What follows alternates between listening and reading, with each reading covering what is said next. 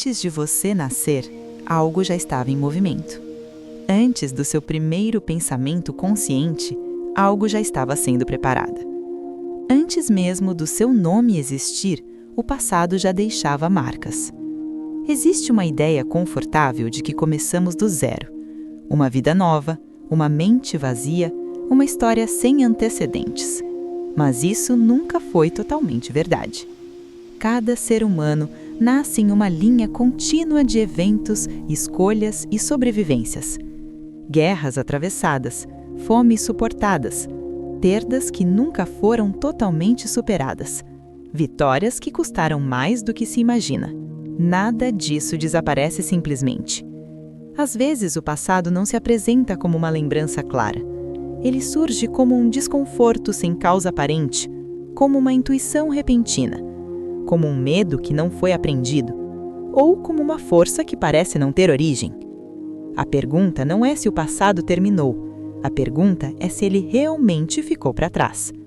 Porque talvez algumas das coisas que você sente hoje não tenham começado com você. E é exatamente aí que precisamos olhar com mais atenção. Se o passado realmente tivesse terminado, ele seria silencioso. Mas ele nunca é. Ele se manifesta nos detalhes, nos gestos automáticos, nas reações que surgem antes do pensamento, em sensações que não pediram permissão para existir. O ser humano gosta de acreditar que vive apenas no presente, que cada geração começa limpa, independente, desconectada. Mas a história não funciona assim. Nenhuma vida surge isolada. Cada nascimento acontece no meio de uma linha contínua de acontecimentos, decisões tomadas muito antes, caminhos forçados pela sobrevivência, momentos extremos que redefiniram o que significava continuar vivo. Guerras não terminam quando cessam os tiros. Fomes não acabam quando o alimento volta. Traumas não desaparecem quando o tempo passa. Eles se transformam.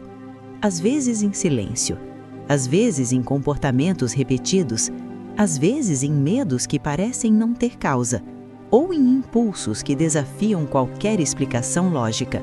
O passado não precisa ser lembrado para existir. Ele apenas precisa ter acontecido. E isso levanta uma questão desconfortável. Se experiências extremas moldaram aqueles que vieram antes, até que ponto elas continuam moldando quem veio depois? Talvez algumas emoções não sejam respostas ao presente, mas ecos de algo que já foi vivido. Talvez o que chamamos de intuição seja apenas uma forma antiga de memória, não uma lembrança clara, mas um aviso, uma reação, um reflexo herdado. Não estamos falando de misticismo, nem de crença cega. Estamos falando de continuidade. Porque antes de entender como isso acontece, é preciso aceitar uma ideia simples, mas profunda. O passado não desaparece. Ele apenas encontra novas formas de se expressar. E é exatamente por isso que precisamos olhar mais fundo. Se o passado continua agindo, surge um conflito inevitável. Somos moldados por escolhas conscientes ou carregamos decisões tomadas muito antes de nós. Desde cedo aprendemos a ideia de individualidade. Você escolhe, você decide, você constrói o próprio caminho. Mas essa narrativa ignora algo fundamental. Nenhuma escolha acontece no vazio. Cada decisão nasce dentro de limites invisíveis. Por que duas pessoas, diante da mesma situação, reagem de formas completamente diferentes? Por que alguns sentem medo, onde outros sentem impulso? Por que certos riscos paralisam, enquanto outros parecem familiares? Talvez não seja apenas personalidade, talvez seja herança. Aquilo que sobreviveu no passado precisou aprender a reagir rápido, a evitar perigos, a desconfiar, a resistir. Essas respostas salvaram vidas, e tudo o que salva vidas tende a ser preservado. O problema surge quando o contexto muda, mas a reação permanece. O corpo responde, mesmo quando a ameaça já não existe. Então surge a dúvida: até que ponto somos livres? Até que ponto apenas repetimos padrões que funcionaram para alguém antes de nós? Não é uma pergunta confortável. Ela desafia a ideia de controle total, desafia a noção de mérito absoluto, desafia a crença de que somos páginas em branco. Mas ignorá-la não a faz desaparecer. Se parte do que sentimos não começou conosco, entender isso não nos diminui, nos posiciona. Porque antes de falar sobre liberdade, é preciso reconhecer as forças que atuam silenciosamente. E para compreender essas forças, precisamos olhar para onde ciência e biologia começaram a prestar atenção. Foi nesse ponto que antigas certezas começaram a falhar e novas perguntas passaram a ser investigadas, não por crença, mas por observação. Não por intuição, mas por evidência. E o que surgiu ali mudou a forma como entendemos herança. E esse movimento nos leva diretamente ao próximo passo da investigação científica moderna atual. Durante muito tempo, essas ideias foram tratadas como especulação, uma tentativa de explicar o invisível, uma narrativa interessante, mas impossível de comprovar. Até que a ciência começou a observar algo que não se encaixava no modelo tradicional. Por décadas, acreditou-se que a herança humana funcionava de forma simples. Genes eram transmitidos, características apareciam. O resto era ambiente. Mas esse modelo começou a falhar diante de certos padrões repetidos, respostas biológicas que surgiam sem causa aparente, reações intensas em pessoas que nunca haviam vivido situações extremas, corpos se comportando como se lembrassem de algo que a mente não conhecia. Foi nesse contexto que um novo campo ganhou atenção: a epigenética. De forma simples, a epigenética estuda como experiências podem influenciar a forma como os genes se expressam. O DNA não muda, o código permanece o mesmo, mas a maneira como ele é ativado ou silenciado pode ser alterada. Fatores como estresse intenso, escassez, medo prolongado e sobrevivência extrema podem deixar marcas químicas sutis nos genes. Essas marcas não são memórias conscientes, são instruções biológicas, sinais de adaptação. O que surpreendeu os pesquisadores foi a constatação de que algumas dessas alterações não desapareciam com o tempo, elas atravessavam gerações. Isso não significa que experiências específicas sejam herdadas como lembranças. Ninguém herda imagens do passado, ninguém revive eventos que não viveu. O que se herda são predisposições, formas mais rápidas de reagir, sensibilidade maior ao perigo, corpos preparados para um mundo que talvez já não exista.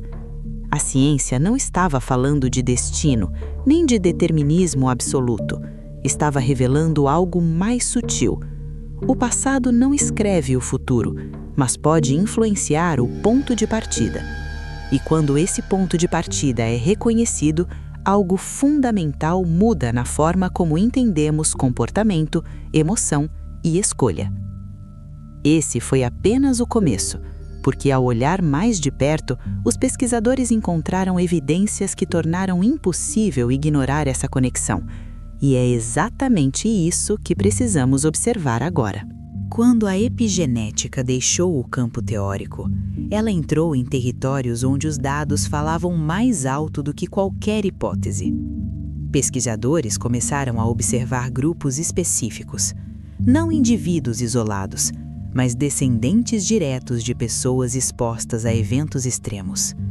Fomes prolongadas, guerras, campos de extermínio, traumas coletivos que marcaram gerações inteiras. Os resultados não foram sutis. Filhos e netos de sobreviventes apresentavam respostas biológicas diferentes ao estresse. Alterações hormonais, sensibilidade aumentada a situações de ameaça, maior propensão à ansiedade, depressão ou estados de alerta constante. O mais intrigante era o contexto. Muitos desses descendentes cresceram em ambientes seguros, sem privação extrema, sem exposição direta à violência. Ainda assim, Seus corpos reagiam como se o perigo estivesse sempre próximo. Em estudos com descendentes de sobreviventes da fome, foram observadas alterações em genes ligados ao metabolismo e ao armazenamento de energia. O corpo parecia preparado para a escassez, mesmo vivendo em abundância. Em pesquisas envolvendo descendentes de vítimas de guerra e genocídio, diferenças na regulação do cortisol, o hormônio do estresse, indicavam sistemas biológicos moldados por experiências que não haviam sido vividas diretamente. É importante ser claro, isso não significa que alguém herde lembranças conscientes. Ninguém revive o passado de seus antepassados. Ninguém carrega imagens ou cenas que não presenciou. O que atravessa gerações são predisposições, formas específicas de reagir, corpos treinados para sobreviver antes mesmo de compreender o mundo. Essas adaptações fizeram sentido em contextos extremos. Elas protegeram, elas aumentaram as chances de continuidade. Mas quando o ambiente muda, essas mesmas respostas podem se transformar em peso. O impacto emocional surge justamente aí, ao perceber que muitas reações não são falhas pessoais, mas ecos biológicos de uma história maior. O passado não está apenas nos livros, ele está inscrito no corpo, silencioso, persistente, e ao reconhecer isso, algo começa a mudar na forma como interpretamos sofrimento, comportamento e identidade. Mas a biologia não é o único lugar onde esses ecos se manifestam. Para compreender o quadro completo, é preciso olhar além do corpo e observar o que acontece na mente coletiva. É nesse ponto que a investigação avança ainda mais. Se parte do que somos pode ser herdado biologicamente, existe uma outra dimensão onde essa herança não se escreve no corpo, mas na mente. Uma dimensão invisível, compartilhada, construída ao longo de milhares de anos. Foi nesse território que Carl Jung propôs a ideia do inconsciente coletivo. Segundo ele, além das experiências individuais, existe uma camada mais profunda da psique humana, um reservatório comum de símbolos, imagens e padrões de significado que não aprendemos conscientemente, mas reconhecemos instintivamente. Esses padrões são chamados de arquétipos. A figura do herói, a mãe, a sombra, o sábio. Eles surgem em mitologias distantes entre si, em culturas que nunca se encontraram, repetindo as mesmas estruturas, os mesmos conflitos, as mesmas narrativas essenciais. Isso não ocorre por acaso. A cultura, assim como a biologia, transmite experiências.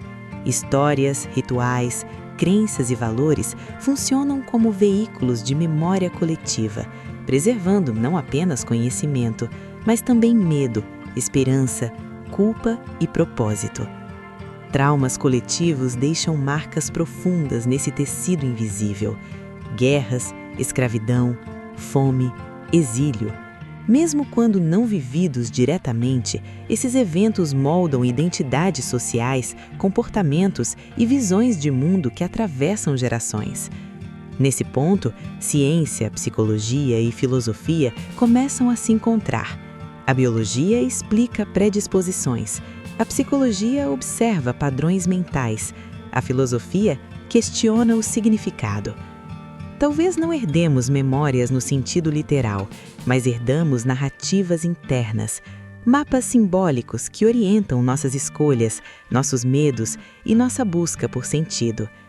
E ao reconhecer essa mente coletiva, começamos a perceber que aquilo que sentimos como profundamente pessoal pode, na verdade, ser parte de algo muito maior. Se carregamos marcas do passado, a pergunta inevitável surge: herdamos apenas dor? Por muito tempo, a narrativa dominante focou no trauma, no peso, na ferida que atravessa gerações. Mas essa é apenas parte da história. Porque para cada trauma que sobreviveu ao tempo, houve algo ainda mais forte que o manteve vivo: resistência, adaptação, coragem. Se nossos ancestrais atravessaram guerras, fome e deslocamentos, eles também carregaram estratégias para sobreviver. Corpos que aprenderam a resistir ao estresse. Mentes que desenvolveram mecanismos de proteção. Comunidades que se reorganizaram diante do caos. Essa é a ideia da resiliência herdada. Não como uma memória consciente, mas como uma predisposição silenciosa. Uma capacidade de se recompor, de continuar mesmo quando tudo parece instável. Talvez aquilo que sentimos como ansiedade seja também vigilância. Talvez o medo inexplicável seja um sinal de preservação. Talvez a força que emerge nos momentos críticos não tenha começado em nós. Quando reinterpretamos o passado, algo muda. Ele deixa de ser apenas uma sombra e passa a ser uma fonte. Não somos apenas o resultado do que nossos ancestrais sofreram. Somos também o resultado do que eles superaram. E ao reconhecer isso, abrimos espaço para uma nova narrativa. Uma que não nega a dor, mas a transforma em potência. Em algum momento, essa pergunta deixa de ser teórica. Ela se torna pessoal. Porque se ecos do passado realmente atravessam gerações, então eles não estão apenas nos livros, nos estudos ou nas histórias distantes. Eles estão aqui, agora, em você. Nas decisões que você toma sem saber exatamente porquê. Nas emoções que surgem com força inesperada. Nos medos que não têm uma origem clara. E também na coragem que aparece quando tudo parece perdido. Talvez você já tenha sentido isso. Uma intuição difícil de explicar, uma sensação de familiaridade com algo nunca vivido, ou uma força silenciosa que surge nos momentos mais difíceis. E se isso não for fraqueza? E se for herança? Reconhecer essa possibilidade não significa viver preso ao passado. Significa compreender que você é parte de uma continuidade, um ponto em uma longa linha de experiências humanas. O passado não determina quem você será, mas pode ajudar a explicar por que você sente o que sente e, sobretudo, pode oferecer ferramentas para transformar dor em consciência. Quando olhamos para dentro com essa perspectiva, algo muda. A culpa diminui, a confusão se organiza e a identidade se expande. Você deixa de se ver como um evento isolado e passa a se perceber como um elo. Talvez os ecos não existam para nos aprisionar, mas para nos lembrar de que não caminhamos sozinhos. Nunca caminhamos. E ao ouvir esses ecos, você pode escolher o que fará com eles. Se o passado ecoa em nós, o futuro começa nas escolhas que fazemos agora. Não somos páginas em branco, mas também não somos prisioneiros daquilo que veio antes. Entre herança e destino, existe um espaço silencioso, o espaço da consciência. Compreender os ecos do passado não é um convite à resignação, é um convite à responsabilidade. Porque ao reconhecer o que carregamos, ganhamos a chance de decidir o que continuará. Talvez não possamos apagar as marcas herdadas, mas podemos transformá-las, dar novos significados, criar novas respostas. Cada geração faz isso mesmo sem perceber. Ela recebe um legado invisível e o molda, consciente ou inconscientemente, antes de passá-lo adiante. A ciência ainda busca respostas. A psicologia ainda formula hipóteses. A filosofia ainda pergunta por sentido. Mas uma coisa já é clara. Somos o ponto onde o passado encontra o futuro. Aquilo que você compreende hoje pode aliviar o peso de amanhã. Aquilo que você escolhe curar pode não precisar ser carregado novamente. E aquilo que você fortalece em si pode se tornar herança. Talvez os ecos existam para isso, não para nos definir, mas para nos lembrar de que somos continuidade e possibilidade. O passado sussurra, o presente escuta, mas é o futuro que responde. E ele começa